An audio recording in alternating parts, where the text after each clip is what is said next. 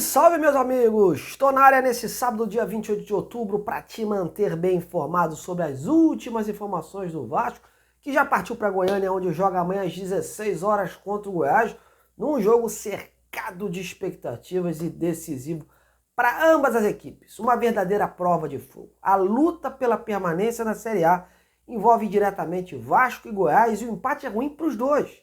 Por isso, quem vencer dá um salto bastante importante aí, né, para seguir vivo na competição. E quem perder fica numa situação difícil e ainda tendo que fazer contas e mais contas e ligando o secador para que outras equipes percam pontos também no meio do caminho. Ao amigo ou amiga que me assiste diariamente, meu muito obrigado pela audiência e não deixe de continuar prestigiando o canal, hein, com seu like aí embaixo e assistindo aos nossos vídeos. Inscreva-se e vem comigo nessa, hein? Bom, vamos lá. Depois da derrota para o Internacional, o Vasco teve pouco tempo para se reorganizar, hein? Na prática, fez apenas um treinamento em campo, que foi hoje pela manhã no CT Moacir Barbosa. Na sexta-feira, né, um dia depois daquele jogo, aquele desastre contra o Internacional, apenas um treino de regeneração. Por isso o time vai para esse duelo muito mais da base da conversa, do diálogo. É óbvio que o Ramon, durante essa data FIFA, né, pôde colocar em prática várias formações, e por isso não há aquela preocupação nesse sentido de mudar um esquema de jogo, pois a equipe vem assimilando essas modificações. Provável até que o Ramon volte com o esquema anterior, que vinha dando certo com jogadores abertos pelas pontas, e faça também ajustes em termos de peças. Fica aí a dúvida se ele vai sacar o Léo Pelé na zaga e colocar o Maicon, por exemplo, por conta da situação ruim, né, que o Léo vivenciou na partida contra o Inter. A outra mudança seria de uma maneira mais forçada, que é um outro jogador para a vaga do Paulinho que foi expulso. Hoje o Jair desponta como favorito com o Alex Teixeira correndo por fora. O que pesa contra o Alex, que inclusive ganhou pontos aí com o Ramon, após aquele gol de honra feito na última quinta-feira, é o fator idade, né? Já que o Payet com 36 anos segue como titular e os dois jogadores atuarem juntos poderia prejudicar aí a intensidade do Vasco e a recomposição do meio-campo. Por isso, hoje o Jair larga na frente, já que sabe pisar na área e se movimentar, né? Tem características ofensivas, digamos assim. Mas no Ramon, meus amigos, a gente pode esperar tudo, né? Pois é aquele cara que, às vezes, o mais óbvio que possa parecer, a mudança na última hora acaba aparecendo com um elemento surpresa, né? Sobre o Rossi e o Marlon, é o que a gente já tinha falado, né? Hoje o Vasco se posicionou e anunciou que ambos seguem evoluindo seus tratamentos junto ao departamento médico e estão fora não só desse confronto, como da partida contra o Cuiabá no dia 2. Inclusive a lista de relacionados que o clube divulgou hoje, né, como vocês podem ver aí, já consta os jogadores que farão parte de ambas as partidas, Goiás e Cuiabá respectivamente. Inclusive por questão de logística e planejamento, o Vasco vai emendar as viagens desses jogos e por isso a lista dos relacionados conta, por exemplo, com o Eric Marcos e o Paulinho, que nesse jogo contra o Goiás vão ficar de fora por estarem suspensos, mas estão aptos para o duelo contra o Cuiabá.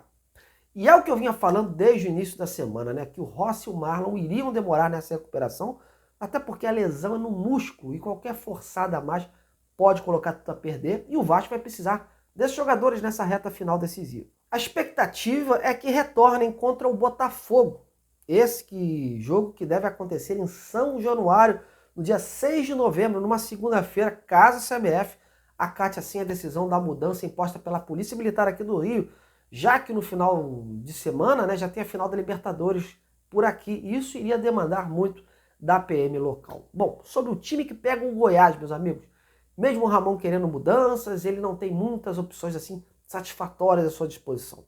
Vai ser obrigado a mudar com o que tem, e por isso o time não vai fugir muito do que vinha sendo colocado em prática.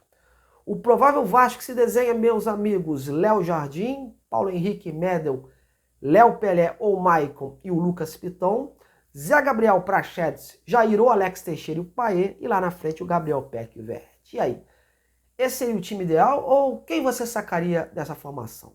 Comente aí, vamos interagir. Bom, aqui você já sabe, eu dou espaço também aos adversários do Vasco. Sempre bom saber como eles chegam para os duelos. E eu tenho um bom trânsito, né, com muitos setoristas espalhados pelo país afora. E por isso, mais uma vez, eu vou trazer aqui para mostrar como o Goiás se preparou para essa partida. O Goiás, que diga-se de passagem, tem apenas 2 vitórias como mandante dos últimos 10 jogos E em toda a sua campanha no Brasileirão, o time goiano acumula 4 vitórias em casa, sendo uma delas contra o líder Botafogo. Porém, contra o Vasco no primeiro turno, né, os goianos venceram por 1-0 jogando aqui em São Januário, naquele jogo que deu aquela bulha danada com a torcida, né?